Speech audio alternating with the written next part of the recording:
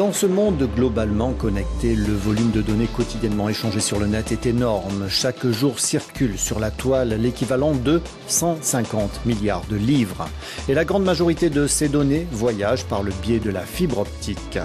Mise bout à bout, cette fibre optique permettrait de faire le tour de la Terre 35 000 fois, une longueur qui devrait encore doubler au cours de la prochaine décennie, car chaque seconde, on en installe 5 km.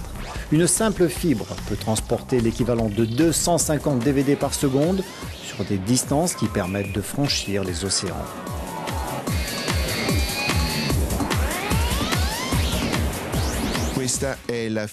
Voici cette fibre optique, elle a l'épaisseur d'un cheveu. On en compte sur Terre 1,5 milliard de kilomètres, soit l'équivalent de la distance entre la Terre et Saturne.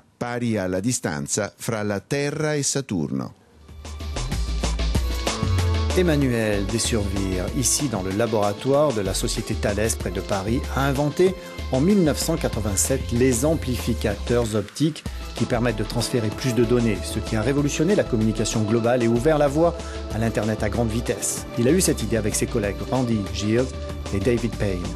Avant cette invention, la fibre optique permettait de transmettre de la lumière sur une distance de 100 km. Désormais, elle peut traverser les océans. Pour cette invention, Emmanuel Desurvire a été nommé pour le prix de l'inventeur européen initié par la Commission européenne et l'Office européen des brevets. Il sera remis à Budapest en mai. Les communications optiques, c'est un réseau de fibres optiques qui sont traversées par des signaux lumineux à différentes couleurs et qui transmettent les impulsions de l'Internet. Le principe est le suivant. Voici une fibre optique avant que celle-ci ait été réduite à la taille d'un cheveu, avant d'être réduite par fusion. La lumière se propage dans cette fibre, on l'injecte à une extrémité, elle ressort à l'autre extrémité, un petit peu atténuée par le trajet. Le problème est que, au bout d'une certaine longueur, il n'y a plus assez de signal pour assurer la communication Internet. Alors, l'idée va être qu'on va piéger dans le cœur de la fibre de l'herbium, qui est un élément chimique, qui a la propriété que si on l'excite avec un petit laser, il peut stocker de l'énergie. Lorsque le signal passe à travers la fibre, il va récupérer cette énergie. Voici ce laser qui amplifie le signal lumineux. Il est fixé sur le câble tous les 100 km.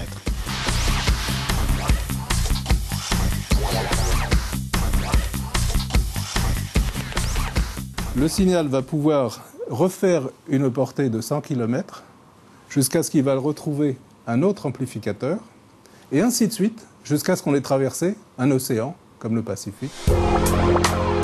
Grâce à cette invention, désormais, la fibre optique peut transporter des données à grande vitesse tout autour de la planète.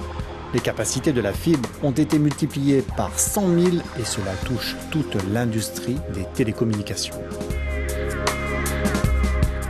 Qu'est-ce que cela fait d'être le premier à créer quelque chose de nouveau ? On n'invente jamais rien à partir de zéro. Il y a toujours des gens très grands qui vous ont précédé, qui ont eu ces idées, mais qui ne les ont pas fait aboutir au point où vous pouvez là la faire aboutir grâce à de nouvelles technologies. Et donc vous faites un pas de plus et, comme on dit, vous grimpez sur les épaules des géants. Une invention qui a permis en tout cas de faire d'Internet ce qu'il est aujourd'hui. Il faut savoir en effet qu'une seule journée du trafic de YouTube maintenant égale la totalité du trafic Internet pendant toute l'année 2000.